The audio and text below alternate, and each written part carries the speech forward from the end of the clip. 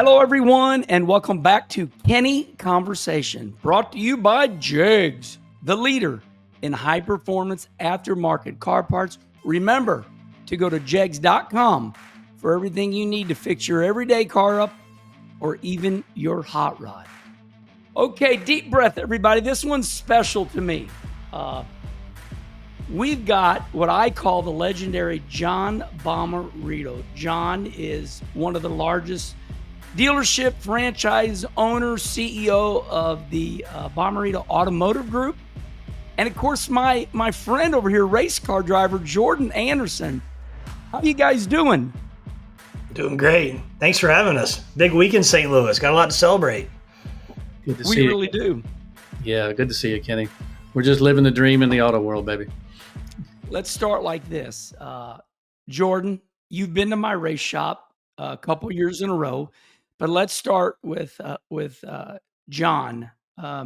John, you know I admire you. I'm born and raised in St. Louis. I'm 62 years old. I was born at Lutheran Hospital off Jefferson Street in the city. And growing up as a kid, I heard of Bommarito my whole life. What an unlikely timing for us, where our family raced our whole life. And here you are now. You took Bommarito Automotive Group and you've parlayed it into auto racing. Just talk on your family history and, how you got involved in racing. Well, gosh, it's a great story, and I'll let Jordan tell you exactly how we met at the track. But, Kenny, it's an honor to be St. Louis's number one choice for all their automotive needs. And my father, just like the heritage in your family, we started with nothing and a single point O's dealer back 50 plus years ago. And, it's one car at a time. And, now we're selling close to 30,000 a year, one car at a time still, with over about 1,000 on our team. So it's an honor and one, to take care of Missouri like we take care of Missouri customers. And, the whole racing scenario, we just, I always believed and was honored to see that NASCAR brand and that IndyCar brand and the way they basically operated. I didn't really know exactly the loyalty that fan base had until we really got into it. And I'll let Jordan tell you how we met, et cetera, over at, of course, which is now Worldwide, which was Gateway back in the day. And that's kind of, that relationship at Gateway kind of transformed into where we are today. The guys, Curtis Francois, Chris Blair over there, we started, we sponsored NHRA, Kenny. Yeah. First sign up there at the track, and it's still there today. Small little sponsorship, and when Curtis was just getting started, and it's parlayed into something really, really big and real special to us today. Jordan, let me put this in Kenny Wallace phrases. I remember you looking for help on a dually. Okay, and you come to my race shop, you and your father, 2 years in a row, and I moved my dirt cars out of the way. And you brought your, NASCAR Craftsman trucks at that time into my shop. And man, you have gone on to bigger and better things. You don't come to my shop anymore, but tell me, I just want to let everybody know, I know Jordan. And of course I know John, but there you are down in North South Carolina. Tell me how this relationship started with John. Yeah, I still got that picture. I ran into you. We were at the, it was like a truck stop or a Hardee's right there in Arnold. The dually had broke down, and we were trying to figure out it blew an ejector, and we had raced at Iowa. We were going to race there in St. Louis that weekend, and you got us a place. You got us a place to stay. Hooked me up with Mike Midler back then. Mike gave me a car to drive. We kind of worked out at his place for a little bit. And man, those were some good times. A lot of good stories through how we did it back then. But this thing's been a journey. It's from day one. It's been a ride. It's been a journey. We've been very fortunate to break into a sport where growing up, everybody said you got to have funding, you got to have somebody in the family that raced this, and didn't have any of those things. And here we are today. So it's been a ride, but it's kind of funny. You kind of played a big part of how this happened, of meeting John back in 2016. We had run Iowa the week before, came to your place. worked out of your shop there, and we ran the same truck from Iowa to St. Louis, and changing motors, changing gears. You let us use your place there, and we had a sponsor in Iowa, but didn't have one for St. Louis. So we got the truck done on, I think it was like Wednesday. And I called Megan that used to work out there at the racetrack. I said, hey, I'm free tomorrow. You got anything you could use me for to help promote, sell some tickets, whatever we got to do? And we went and did it. And they went through, and Declan was out there. And I said, hey, do you guys know anybody that's sponsoring the racetrack that may want to jump on a truck and buy a set of tires, do anything to keep this program rolling? And he goes, yeah, we got John Bommarito. Let me see if we can connect you up with him. And long story short, it went from 4 sets of tires down to 2. I think they ended up buying a set and a half that weekend and put them on the hood. And I think that's probably the most expensive set of tires John has ever bought in his whole career. But that's where it started. 2016, we ran the truck race. I think we finished 10th or 11th that night, had a good run. And that was kind of the start of it. Stayed in touch with John throughout all this that we had going on. And I drove for the 60-16 that year, went back kind of doing it myself the following year, and had more dually trouble. John kind of heard about what was going on, and we actually went to dinner at a restaurant over there on the other side of the river. And a buddy of mine that I'd gotten to know let me use his dually. It's 3,500. It was a rental, like a wrecker rental. Like it was, Capital City towing down the side of it, called 24/7, pulling the race hauler. And John's like, Jordan, what's the deal on this thing? How'd you get this thing? Why are you driving this, wrecker right here all over the country, pulling your race hauler? And I kind of told him the story about how we broke down another dually from driving all over the place. And he's like, let's get you in a nice ride. And that was kind of the next part of the sponsorship. Was he gave us a dually from the dealership there in St. Louis, and it's evolved since then. I mean, I don't think anything that John and I have done has ever been on the radar. It's just evolved year after year, and stuff's happened. We've gone truck racing to Xfinity racing, and just very fortunate. Got a good group of people around us, and John's been a great friend and a great business mentor through this whole journey. But we're doing a lot of really cool things, and it all very much started at grassroots level there in St. Louis. So the whole foundation of our team started out that way. John, you're a great visionary. You're a really smart businessman. Were you testing to see what this was like? I mean, you hardly gave him anything. You gave him 2 tires, and then here's a pickup truck, kid. Were you testing to see if he was worth it? Well, and at the same time, I was dipping my toe into the motorsports industry simultaneously, right? And I'm thinking in my mind, okay, this is a great investment. I just don't know how far I want to go. You kind of tested it. You could call it testing, but what I was really sold on right from the start was the way Jordan handled himself. Okay, it wasn't anything but the way he carried himself, handled himself at a very young age. It impressed me. That's really what got me in. Curtis Francois and the way he had the vision of the racetrack impressed me. Okay. And then I go to the track that night, and Jordan didn't tell you that, my associate here that works with me, Chuck Wallace, who you've met also, my VP in the automotive side, he's a total huge race fan. Okay. Just IndyCar, NASCAR, anything he get his hands on. So he's pushing me to buy these tires. He comes to my office and says, I got you on this truck. It's 10,000. And, I was in one of those moods that morning, and I was just like, tell the kid I'll give him 5,000. Okay. And I'm like, and how in the hell can tires be so goddamn expensive? What do we, am I getting these things back? Am I keeping them? What am I doing? Yes. And he said, John, I'll handle it. All right. I don't even know what he gave him the thing for. But that night I go to the track, he finishes well. And I'm like, gosh, this is something I really enjoy. And I tell people, and Curtis Francois taught me this about racing, you're creating memories of a lifetime. And that memory is in my brain from that day on. I've never forgot that memory, and it impressed me so well, I just continue to invest. When I saw him at dinner that night, the second year, I kept seeing that truck, and I'm going, Capital City Towing, who is this guy? Again, it's Joel Black that owns Capital City. You check him out. The stuff and that these people that Jordan has met over the time all are compelled to invest in this gentleman. And I'm going, why are they doing this? This is something really cool. Well, when you get to know Joel, he felt the same way I felt about Jordan. Just the way he carried himself, the way he does business, honest, straightforward. We want to help him.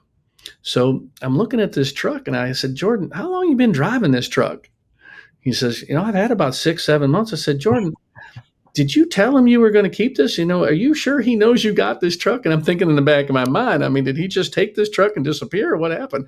I said, we got to get you something that's yours. And, I gave him, that truck, those trucks aren't cheap. I think it was 75,000, 80,000 at the time, because he wanted a certain dually. I went back to Chuck and Chuck said, seriously? I said, yeah, give him that truck. I said, let's see how it goes. And, same scenario.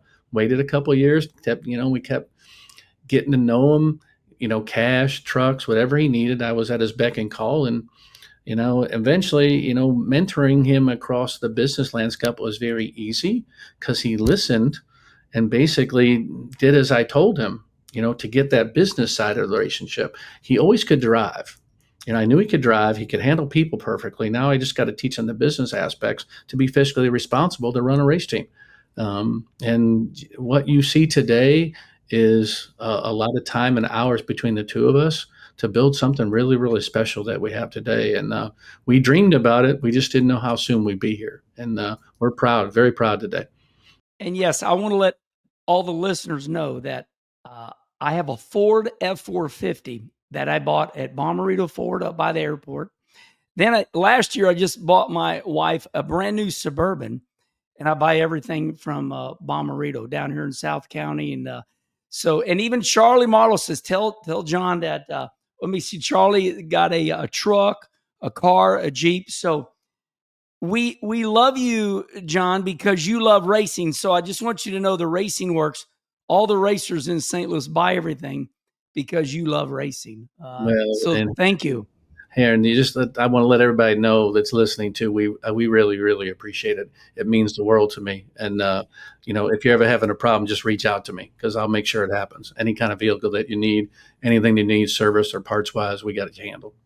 Jordan, not everything is clear cut on Kenny Conversation. It's just that Kenny Conversation. Here I am, 62 years old, and I got stories too. So when my big brother Rusty Wallace, we met Don Miller, who worked for Roger Penske, one of the biggest, automotive dealers in America. And Rusty would say to me, Herman, shave because we're going to see Roger Penske. When we met Roger, we were very uptight. Rusty said, you got to look good in here. Oh, I was a kid, man. I'm using a Bic shaver and we're just scared to death. Roger Penske. Us rednecks out of Arnold, Jefferson County, we had to get it together quick because, Rusty drove for Roger Penske, in the early days. So when you met John and he's teaching you business, I mean, you look really good right now.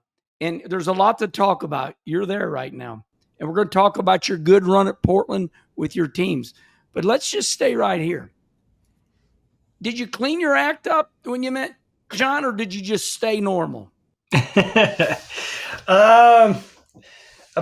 probably stayed normal. John is a good influence in lots of other ways. And we like to have opportunity to travel and have some good stories. I mean, this thing has evolved, and it's funny. When I first met John, anytime you meet a partner like that, they're larger than life. Like, you're like, this guy is this, you have this idea of who he is. And, I look him up and Google all these car dealerships, and he's Italian, and I don't know, what's he going to Don't mess with him. Is he going to be like a guy from Goodfellas? Like, who is this that I'm meeting? And, he's definitely turned. I mean, he's the best man at my wedding. Probably, I say, one of my best friends here, and how this thing's evolved over time. And we've done a lot of really cool stuff together, and stuff that I don't think we ever dreamed or envisioned could have happened, because things and doors just keep opening. So when first time we met, we were out there at the racetrack, and we grabbed some pictures, and we just stayed in touch over that next year. And, John has definitely been baptized by fire to learn about the racing world. This thing, and you look at that first race we did together, the first year, he's really the whole reason this team exists, because I called him over the winter of 2017, because the way that this racing thing worked, 2014, everything in my world fell apart, but I had an opportunity to go run a truck race at Phoenix. Then I got to go run Homestead, the last race of the year. Well, Mike Harmon and I got hooked up. I drove for him in 15. I went and drove the 66 truck in 16. That fell apart. Went back driving for Harmon in 17. And I was like, all right, I did this for 3 years, kind of 3 different teams. There's got to be a better way to control my own destiny. And I called John. I said, hey, I got an idea of starting a team up. He said, let's see the math. Let me see the math. And John is a math guy, and he has made me live and die by the numbers. And I put together the first. I never done a budget before. I just knew if there was money in the bank, I'd go race. If there wasn't, I didn't race. That was just kind of how he operated. And he's like, let's see a budget. Let's lay this thing out. And I kind of pitched my plan to him. He said, all right, the math looks like it makes sense. Let's go racing. And we started the team up to go truck racing in 18. So, I look back ever since then and through all the times, he's definitely challenged me to, if I was operating here, he's challenged me to be better, to inspect what you expect. Like, hey, let's do better with how you present yourself, the presentation of the race team, the haulers, the guys, the cars. Like, we want to go to the racetrack and run good, but we want our stuff to look good too. And so he's really challenged me to make sure we find a balance on the budget of, hey, make sure there's an amount of the budget that's going toward making race cars go better, to hiring the right people, but also to make sure the stuff looks right. And John has taught me a ton about the branding side of it, the optics, the way that people perceive you. A lot of times you get one opportunity to make a good first impression. That's what really, really sunk in from day one. John, I've always heard these phrases as we, go through life. Crawl before you walk.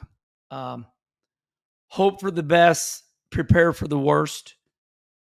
And then the one I heard in dealerships, God knows I've been around a lot of dealerships, big ones. And I heard this one, you got to think big. One dealership won't do it. 2 dealerships won't do it. 3 dealerships won't do it. So you got to think big. And, here you are, John Bommarito, Automotive Group President and CEO, 20 franchises. This is information I find, is it accurate? Yes, it's definitely accurate. But you got to remember, though, how I started. I mean, we started with one franchise in 1972. I took over the basically auto group with 3 stores in 98. Okay, and built it up from 100 and basically about 160 million in sales to this year we'll probably do about 3.2 billion. The internet brags on you, what you've done with your wonderful father. Yes. You've made it better. God bless his soul. By the way, when I'm at the South County Chevrolet dealership, there's a beautiful picture of your father in there, and I know how proud he would be of you. Yes. Do you take those skills and pass them on to Jordan? Well, and here that's my dad taught this, and everybody that works at the automotive group, and of course we've passed this across not only Jordan but the entire team.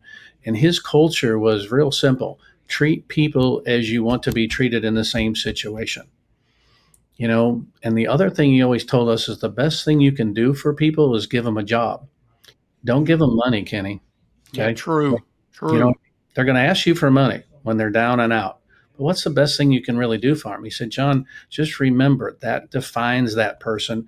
They need to feel proud of where they work, okay, and what they do every day. And after you help them do that, the rest will fix itself. And really, I've lived by those 2 mantras, and the culture in Bommarito was created around those. And of course, yes, that's exactly what I've instilled with Jordan, who, again, which I love, he listens and he absorbs. A lot of people will say, yeah, and basically do what they want. Okay. And I really don't mind giving people advice and really help and mentor them as long as they listen. They don't have to do it exactly the way I tell you, but listen, because I've already been down that road. Okay. I've already tried what you're thinking. Okay. Why go down that path already? And I know it's already not going to work, especially business wise.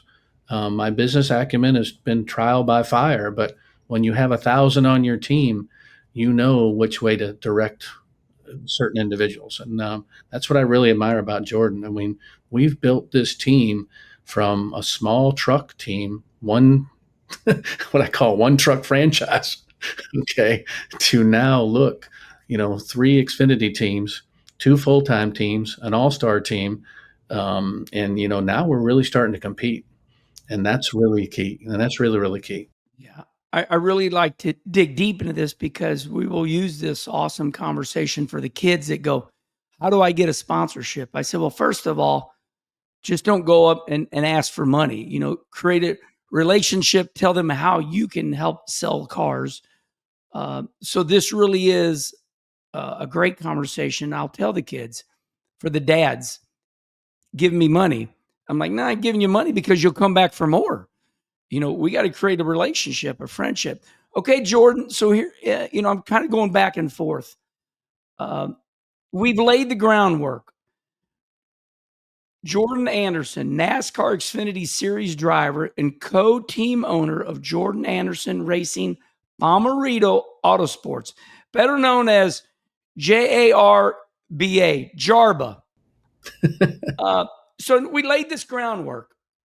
I'm coming from Quincy, Illinois on a Sunday night, and I pull into a Hardee's, and it's raining. It's tornadic weather. There you are.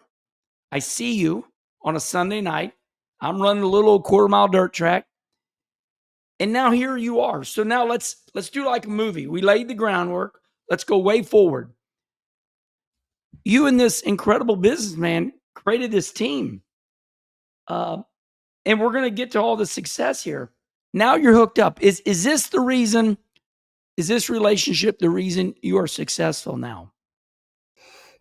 100%. And I think it goes even further back. You just talked about kids and partners and where you start. And I had another car dealer that was real influential on me growing up, Dick Dyer out of Columbia, South Carolina. He owned 3 franchises there, sponsored me when I was running Bandoleros and Legend cars. And he taught me he really 2 stories that Dick Dyer taught me early on. I was like 12 years old, and I walk in there with a 3-ring binder portfolio, pitch them on sponsor my Bandolero Summer Shootout Series. You know the deal, gave everything out there. And I think I asked him for $2,500 back then to be on the hood and the side of my car for the whole year.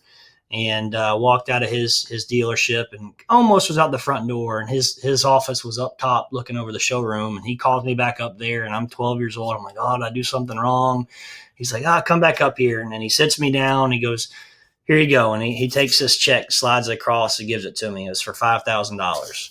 He said, I'm going to teach you a big lesson here. He said, you're selling yourself short. You got to always go for more. Go for more. Don't value yourself down here. Go for more. Got to think big. Think big, exactly. And that was what John just said. So it was kind of like that was ingrained in me at a pretty young age. And about 5 years later, racing Legend cars, Dick also took me around town. I was running Legend cars back then and was struggling to find sponsorship, struggling to find funding. And he said, you're thinking too big. He said, sometimes you got to think small, big. I was like, well, where are we going here? He said, paint your Legend car white. Paint it white. You got an open trailer. I said, yeah, I got an open trailer. Put that thing on open trailer. He said, we're going to go around town and see as many people as we can know. And for $100 a piece, they can sign your car with a Sharpie. He said, I guarantee you we'll have 10 grand by the end of the week. So we go around and we go to the sub shop. We go to the coin and jewelry dealer. We go to the quick change. We go to the landscaping guy. By the end of the week, I kid you not, we raised $15,000, $100 at a time. And a lot of those people went from $100 deals to maybe $1,000 later in the year to $3,000 deals. So had a lot of people that were really influential on me growing up. And that's kind of leading up to where John and I's relationship was. We kept running this truck. We ran the truck series 18. We ran it 19. We ran it 20. And we kind of hit this ceiling to where the money that we were putting in, the resources we had, we kind of hit a glass ceiling on what the future looked like there. Could we do any more? Could we make a move? And that's when I looked at John. I think it was at Kansas. We were out there running Kansas and running the Elmore motor. We had a motor trouble. We had a bunch of sponsors out there, and the motor wouldn't even crank on pit road. Like, they fired engines up, engine won't fire. Long story short, is a fuel pump going bad. And we're start the race. We're already 10 laps down.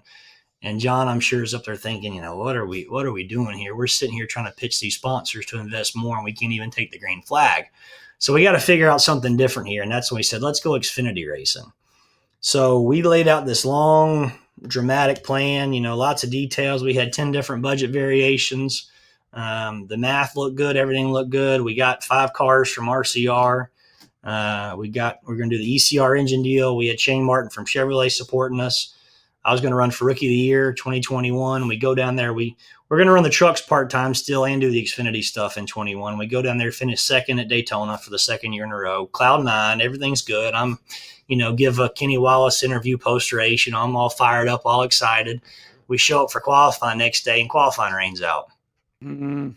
John looks at me. He goes, we'll get to go try again next week, right? I said, no, because this is during COVID still. I said, we don't get to qualify again until COTA, the 10th race of the year. nobody really thought out the plan of what happened if qualifying gets ran at Daytona, which I still kind of think about. I'm like, how many times is qualifying ran at Daytona? It's like once a year it happens. And none of us thought about it, but that was where this whole business model kind of changed, because back then, John kind of basically, we put together this plan that he was going to loan me the money to buy these cars. We put this business plan together. And I was 100% team owner myself back then. John was just a sponsor. Well, fast forward to the end of the year, we got Dakota. We put Tyler Reddick in the car. He runs 8th at Coda. We go to Charlotte the next week. He runs 4th. We were still outside the top 40 in points. So we found a loophole in the rule book that said if you put a past winner from that year in the car, you were guaranteed in. Well, here comes Josh Berry, who had just won Martinsville that year. So our car's automatically in at Mid-Ohio. Well, Josh goes out there, finishes 8th for us at Mid-Ohio. 3 top 10 start off. Now we're top 40 in points. We can go race every week. So we're back in the system. We're back racing. We run that whole deal in 21, and we get in the year, and John and I sat down. I said, hey, how about this? How about that loan agreement and all that stuff that we did? Let's merge and roll that into you becoming a partner with me on the team, because I think I need some help. I think you can bring a lot of resource to this deal, and this also sets us up for something long-term here.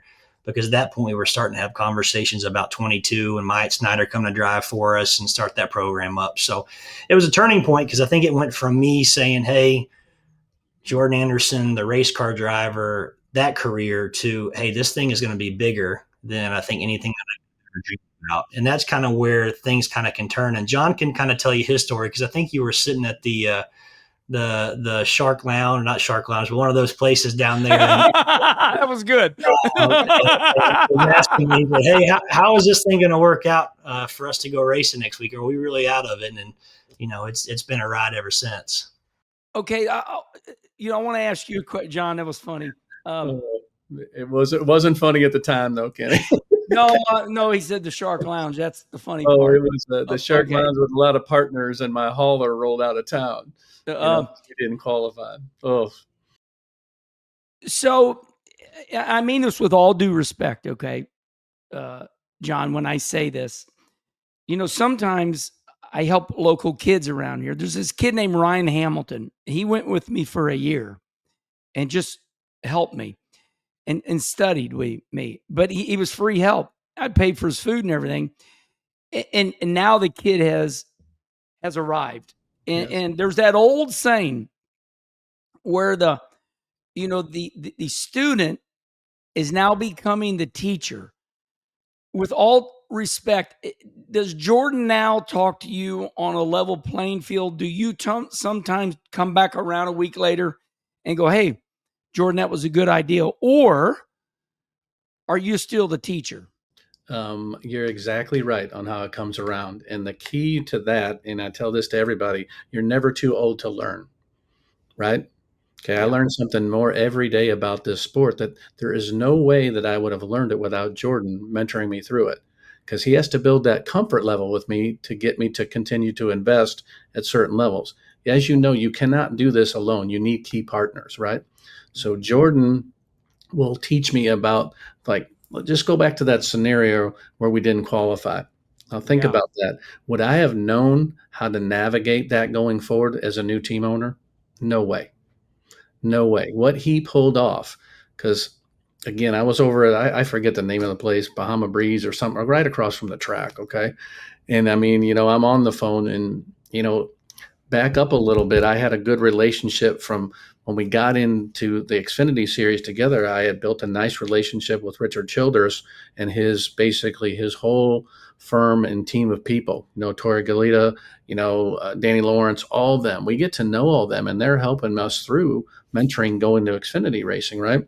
So when we didn't qualify, the first person I called from over at the, lounge over there was Richard. I said, Richard, how can this be?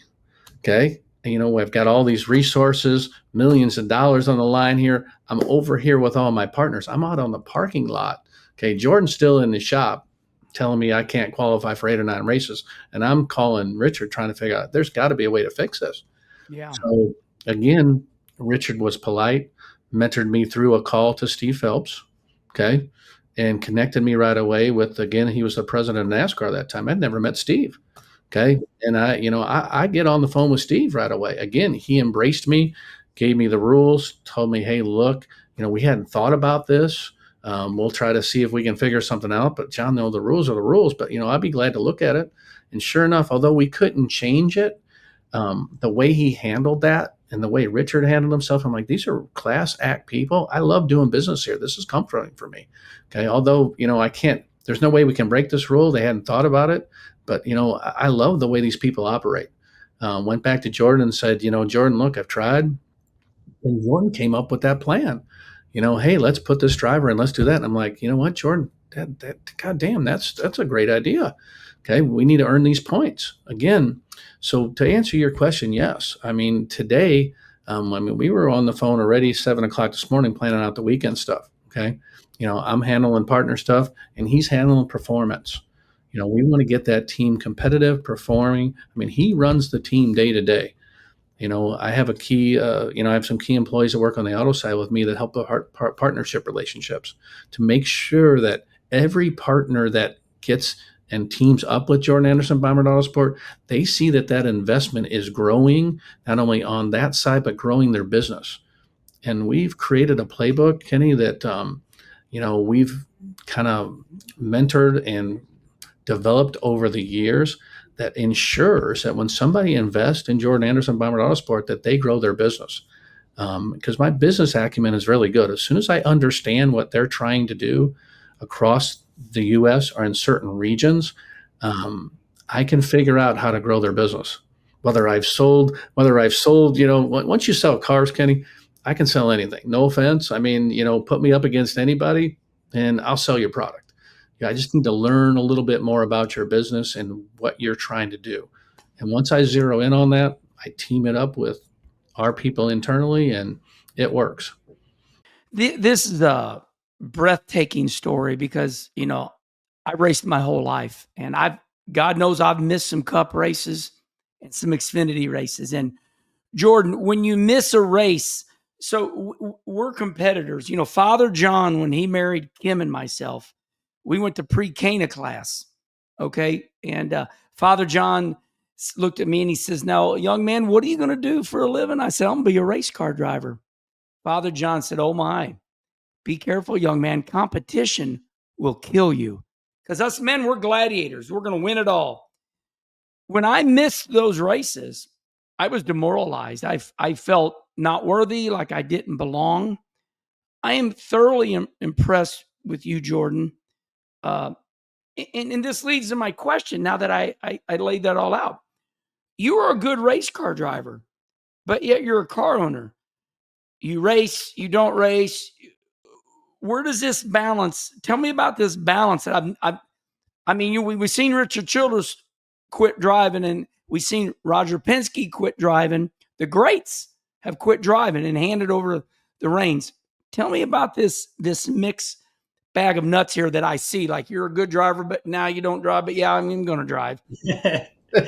At the end of the day, the biggest thing is I can say, hey, at the end of the day, I can put on my Volpe hat this weekend. We're going to talk about them. Yep, a St. Louis company. They said, hey, we want to be on Jordan's car, put some races. They were on my car at Daytona this year. We finished 7th. They're going to be on the car this weekend at St. Louis there at the WWT Raceway. So I still have the desire to race. I would tell people time and time again, if the opportunity presented itself for me to run full time next year, I would be all over it.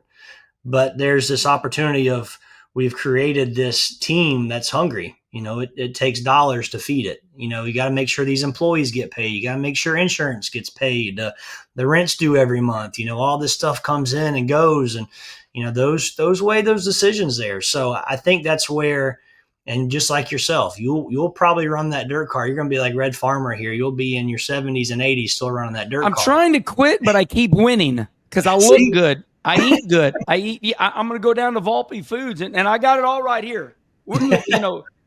Gluten-free, never frozen. We'll get to that. But so, yeah. You got to have that hat on. So I think what it is when all that started happening, I think what I said earlier, it became to where it was bigger than just me racing. And I think what has been really cool through all this is by owning the team, the opportunity to still race is there. I love Daytona. I love Talladega. I love plate racing for whatever reason. That's been my that's been my bread and butter. I can almost tell you we'll get one top 10 a year if you let me run 4 of them. The math is there, and I love to do it. I think the last time I ran a non-super speedway race was Texas back in 22 in a truck. So St. Louis this weekend. It's been a couple years, so thankfully we got an hour practice to knock the rust off. But it goes back to where it's bigger than me. But I go back to you're talking about qualifying and not qualifying. The first time we took 2 cars to track, I went to Michigan. Myatt Snyder was running. I said, let's do a second car. I said, I'm building towards next year. I said, let me run it, and we'll kind of work the bugs out. We go down there, and I was a go or go homer, and I spun out qualifying, didn't make it.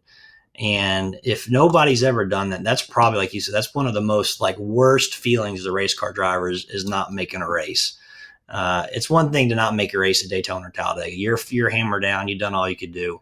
But to miss it at a track where you got to qualify is not a good feeling. And I went through that. Back in 2017, I drove for the SIEGs. I start and park for them for 20 races that year to help pay the bills. They'd show up, and if I qualified, here's a brown paper bag.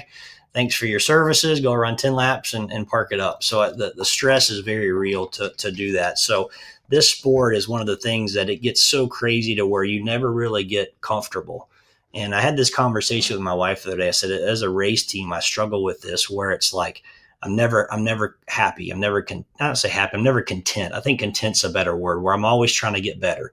And racing is one of those sports where, like you said, that competition drives you to be better, whether it's, figuring out how to make your cars lighter, to make them look nicer, to figure out how to find a better setup, or as a race car driver, be more consistent. And so all these things weigh into it of you're always trying to one up, and you can never settle into this groove routine. And it definitely is.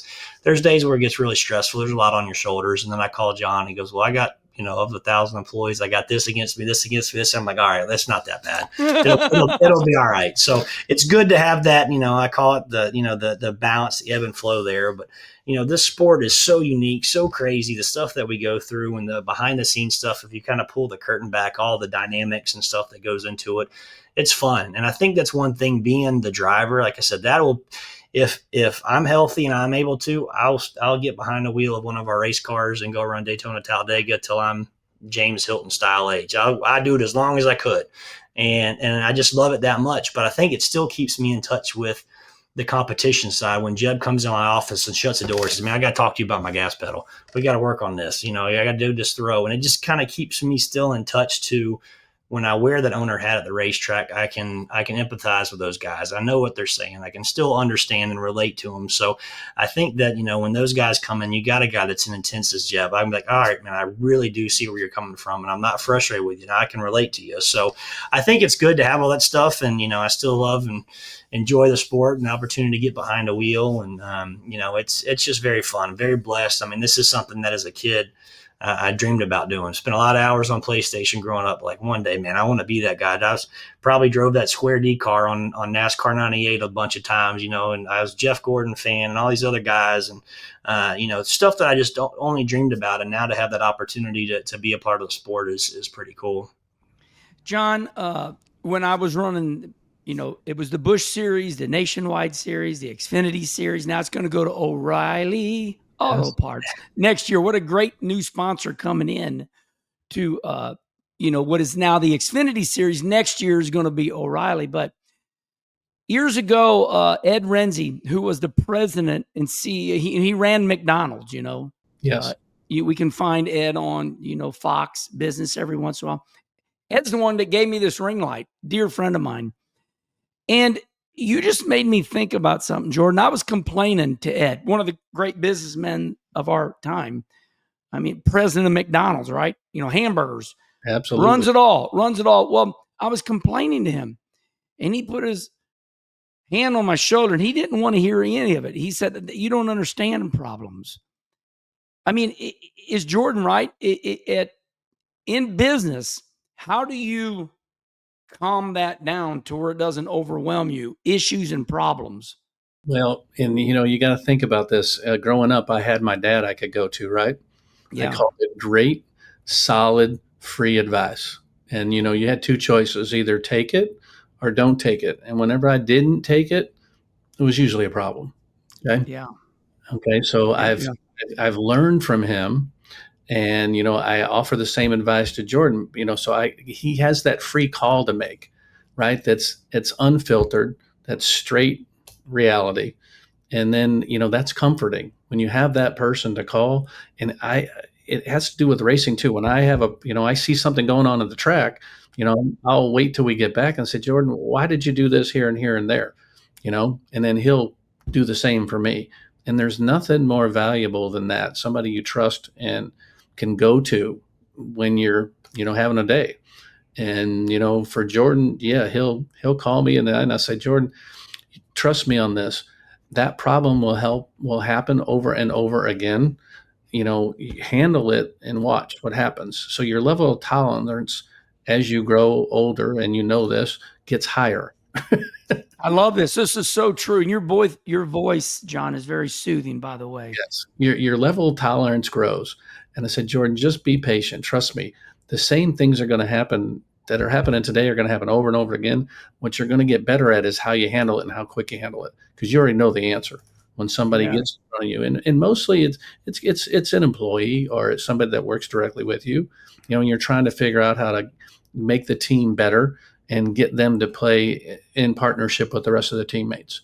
And there's a part to that. And, you're either good at it or you're not so good at it. And, honestly, there's where my strong point is. I know how to put certain people together that work well together. I didn't know anything about a NASCAR team, but I knew Jordan could be the leader. And you asked him, hey, why don't you drive as much? Well, you need somebody being that leader at all times. And I don't mind, we talked about this a million times. I don't mind when he jumps in the car here or there, but I'm concerned mostly, this is a dangerous sport, right? Yeah.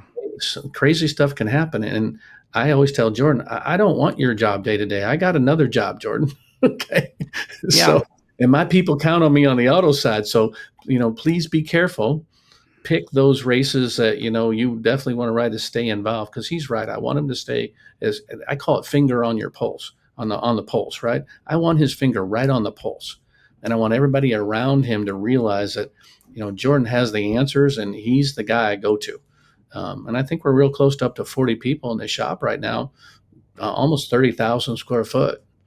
Okay. I mean, we were renting garage space. I mean, you have no idea. I mean, we went through some crazy landlords, that I get it. I totally get it. I couldn't even understand where they were coming from when they tried to make us a deal. I'd be like, Jordan, seriously? Tell this guy we're moving. I mean, it's just crazy as shit. Okay. And Jordan's like, well, we can't move. I got all this shit. I'm like, all right, let's wait. But look, I can't, we got to control our own destiny here. I can't, I don't understand this. We'd go from this square footage to this square footage all of a sudden in the middle of a season. I'm like, seriously? We can't park our shit over there. We're paying for that, just shit like that. And you have no idea the struggles we've been through, but it's really, really made us stronger and better and more appreciative to the whole sport. This reminds me of Curtis Francois, who bought the Worldwide Technology Raceway. He said, yeah, some farmers owned turns 1 and 2. Then you went down to back straightaway and some other farmers owned 3 and 4. And it took a real estate mogul like Curtis to straighten all that out. And so, well, now, Jordan, you've been through it. So now okay, listen, that conversation was way more important than anything we've done, because you guys have inspired the new racers coming up. But Jordan, let's talk about you. And this week, you'll be driving the number 32. Is that Volpe Foods or Volpe? Volpe. They're based out of the Hill right there in St. Louis. Love it. Okay, so on Thursday, September 4th, in St. Louis at the Schnucks on the Hill, you will be there with the fans from 12:30 to 1:30. So once again, everybody, we will repeat that. Jordan is going to be racing the number 32 Volpe Foods Chevrolet on Thursday, this Thursday. You will be on the Hill at the Schnucks from 12:30 to 1:30. So that's exciting for me because the Hill is legendary, and we've got some. Honestly, it's a pretty cool thing we got this weekend. So the 3 cars that are running, the 27 with Jeb, you got the 31 with Blaine Perkins, then myself and the 32. All 3 have St. Louis-based partners on the car. You got John will be on the 31. We got Volpe will be on my ride, and we got Onder Law. Jim Oh, Onder. they got great commercials. Yeah, so Funny we got. commercials. There you go. Onder wins. They'll be on the 27. So we got 3 St. Louis companies there riding around the track on Saturday. So to pull that off, and what it means that the Xfinity Series coming back to that track, it's been, 2012, 2013, the last time they were there. So to pull that in, to have all this excitement around the city and all these partners jumping on board. John and Chuck and his whole team do a great job promoting NASCAR in St. Louis, and it's cool to have it all come back. Yeah, Volpe was founded in St. Louis in 1902. Is a 4th-generation family-owned producer of award-winning charcuterie. I forgot that. I say that name when you're eating the bread. Charcuterie, yeah. Available in retailers nationwide. The headquarters on the hill. Slow cured in small batches, non-GMO, gluten-free, and never frozen. Every product is free with nitrates or growth hormones, and Volpe Foods is proud to preserve the ancient tradition of dry curing meat by hand. Partners only with local farmers to source meat that is raised responsibly and still maintain. Yeah. So, that sounds like something you want to be part of. It's healthy. It is. They got Volpe they got their Volpe snacks. You can cruise into most places. My favorite one is they've got one called a Rolltini. It's basically thinking about a cheese stick. It's mozzarella wrapped around prosciutto. And that's like my go-to snack in the morning. I'll grab my big cup of coffee, I'll grab my Rolltini, and that's my start of the day. So I eat a lot of those. So it's great to have a partner that you like. And not only that, but so much of this race team is based on family roots. My dad and I spent a lot of hours, a lot of miles traveling that dually up and down the road. John and his family, and now the Volpe family. It's just such a great fit. The first time we did a partnership together, they all came down to Daytona. We went out to dinner together down there at the marina in Daytona. We had dinner down there, and they hung out all weekend, and we introduced them to NASCAR, the sport. We kind of, again, pulled back the curtain, let them see the garage and all the tech process. And, they just loved it, loved the whole family aspect of it. You see all the campers around the racetrack, everybody camping out all weekend there in the middle of summer, and they fell in love with the sport. And I tell you, that's when you bring partners to the racetrack, and it's one thing that was hard, and you've probably seen it here in the last year, honestly, if you look at it. There was a time where NASCAR went, when I kind of came in, 2012, 13, 14, 15, things were down. Attendance was down. Excitement was kind of down. And our sport is definitely riding a wave that I've seen happen this year, that there's more people coming to the races. There's more people watching on TV. The CW this year, we've hit almost 1 million viewers every single race. And that's big for the Xfinity Series. And it's almost gotten to a point where it's like, hey, Xfinity, can it stand on its own? It used to always be the little brother to Cup. Well, now the Xfinity numbers are getting so good. That's like, all right, this is its own sports identity that's developing, that's being created because you've got a big TV partner behind it. So a lot of good things going on in our series right now. And it takes a good team. It takes good partners. It takes good drivers. You got to have that secret sauce to make it all come together. I just want to make this statement. I assume with college football starting and, the NASCAR Cup Series, on the big networks, I assume next couple months we'll see the Xfinity Series, outdo the Cup Series, because you all live on your own network, which is primo, and you've gained 500,000 followers. So I assume it will rock the racing world, and it will happen. Xfinity will get higher views because Cup will be going up against college. So I like what you're saying there. I want to brag on both of you, and John, we'll have you comment on this, and then we'll have Jordan do it. Last weekend in Portland. Now, okay, everybody, we've been. It's Christmas. We've been putting everything in the box, and now we're ending this show. Now we're wrapping up the bow. We're wrapping the bow up. Last weekend in Portland, all 3 of your teams finished in the top 10. 7th was Jeb Burton, the number 27 Jordan Anderson Racing Chevrolet. 8th, Austin Green, number 32. 9th, Blaine Perkins in the number 31. John, you want to go first? What kind of pride level is that? Do I call you Mr. H or are you Mr. Hendrick now? You got all 3 of your cars in the top 10. This is awesome. Well, and Jordan, I had some other business acumens I was working on that weekend, so I could not Portland. It always seems to happen when that stuff happens. We win Talladega the one year, and I'm in another business relationship. I'm out of the country, but I mean that stuff seems to happen when I'm not at the track, which is just fine by me because I couldn't be more proud. But Kenny, that's when you know that the time and the effort that we put in is really starting to come to fruition. I mean, we talked a little bit about Volpe, America's premium protein, watching them grow and parlaying that brand next to the NASCAR brand and watching that growth has been astronomical to us and really comforting. And then you've got Onder Law, Jim Onder and his group. I mean, they're one of the leading law firms in the Midwest here. Their commercials are so funny and good. Aren't they, darling? I mean, they impress me, and I'm hard to impress. Okay, I really when you see a commercial, because when I watch TV, I'm always watching the commercials. That relationship is continuing to grow. I mean, and I love their slogan, "Onder wins." So that Onder's definitely going to win with Jordan Anderson, Bombard Autosport, and then of course we've got on Blaine Perkins' car the Bombard Automotive Group. So we'll have close to probably 500 individuals that we're going to entertain on that Saturday. Okay, that have helped bring this partnership. We've got a lot of local partners too, like Crest, like Fast Track. They're all coming to the track this weekend to see something special that we've created. So and then you come off Portland. You asked, okay, so they're all texting me and saying, hey, great finish in Portland. Can't wait for St. Louis. That's when you know that you've really created something special. And, we're competing with some really, really strong teams. When you're right alongside with Richard Childress Racing and, Junior Motorsports and, Penske and his team and things like that, and those feeder teams, I call it.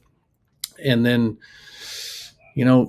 that's comforting. You got Joe Gibbs trailer park right next to us. When you're up there and your stuff's right next to some of those real big players that you really loved and respect and continue to respect over the years. That's good stuff, right? Jordan, all cars in the top 10. Did you feel as light as a feather after the race? I definitely, as soon as I didn't breathe the last lap because they were all within a car length of each other. The whole Don't wreck each other. I'm just like in my head, I'm like, don't do this. I'm just paranoid about it. So as soon as I take the checker flag, I kind of breathe a little bit. But I tell you, that's something that we've really been pushing our guys hard about all year. It's like, hey, that's what we have come to expect this year. Like that wasn't like oops, we lucked into it. Like, no, you guys fought hard for this. You've been building good cars. This is the new level that we expect now. And we had our Monday morning meeting and morale was high, 100%. And it's a great feeling to see everybody's hard work, the effort pay off. The guys that worked really, really hard in the sim. Austin Green's done a good job of making our road course program better this year. Blaine has become our road course, whole ace. I mean, he's surprised all of us. Top 10 at Coda, top 10 at Portland. Blaine fighting for a playoff spot. So it's been really cool to watch those guys. The feeling is almost the same as if I got out there and when I got a top 10 myself, it's almost right there seeing those other guys have a top 10 to give them the tools, the resources, the cars, and go and give a driver an opportunity to succeed. That's a great feeling. And so it's been really cool to watch those guys do that this year, to have some momentum going in here to this last part of the year. And, for us on the team side, John really parlayed it into me early on, like, hey, we got to make sure there's a foundation on this thing. We can't just come in and throw lots of money at it, because you're going to throw lots of money at it. It's going to burn up. It's gone. You've seen lots of teams in our sport do it. They come, they gone, they're here for a couple of years. He's like, make sure you get that foundation built really strong. Let's invest in the right things. Let's do it slowly and make sure that we're here for a long time to come. So all the stuff that we've been doing, could you have thrown a little bit more money at it and done it quicker? Probably, for sure. But we've done it kind of the old school way, year by year, making sure we're doing it slow and steady, putting the resources in the right place. And when you have a day like you had in Portland, you come away and you're like, okay, this is making sense now. This is fun. This makes the long nights of staying up trying to work budgets and math and interviews with people and all the different things. It just all makes it work. And for us, it puts us in a good spot that we're working on next year right now. Who's coming back? What partners are returning? Trying to grow a relationship with Chevrolet, trying to do more with RCR. We've had a great relationship with them, but we don't have any kind of technical alliance. So, what does that look like for the future? So there's a lot of good stuff that we're looking at for next year. How can we invest more in the team and continue to do better? And, look at the drivers that we've had this year. We had Raja Karuth came in and ran Dover and Daytona for us. Catherine Legg came over and ran those races for us. So that third car has kind of evolved into a place to give drivers opportunities to get seat time, to kind of grow their careers. So, excited to see what next year looks like if we keep doing stuff like that. And that's what's fun. And we're going to end this conversation kind of like this. I want to inspire you, Jordan. Roger Penske's story is unbelievable. He quit driving the race car, but kept racing because his business needed attention. And look at Roger right now. The great Junior Johnson, he quit driving and, he hired Cale Yarborough, Darrell Waltrip. Look at him now. Richard Childress, he quit racing that number 3 CRC car and look at him. So you got it going on. And listen up, everybody. Here is the schedule. Saturday is the big day, but Friday is practice. So if you want to go on the CW app, it's on the CW app, 5:05. That's Eastern Standard, so 5:05 St. Louis time is on the CW app. Now, Saturday, everything gets kicked off.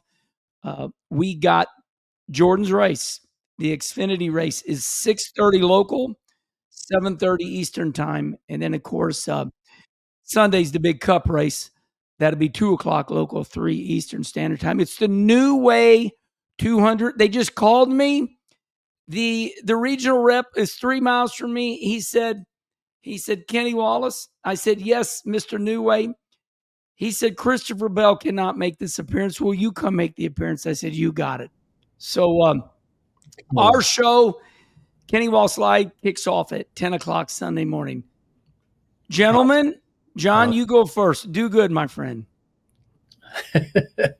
Well, listen, Kenny, it's been an honor and a pleasure spending some time with you, and we can't wait to see everybody at Worldwide Technology Raceway. Curtis Francois and Chris Blair have an absolutely phenomenal weekend planned.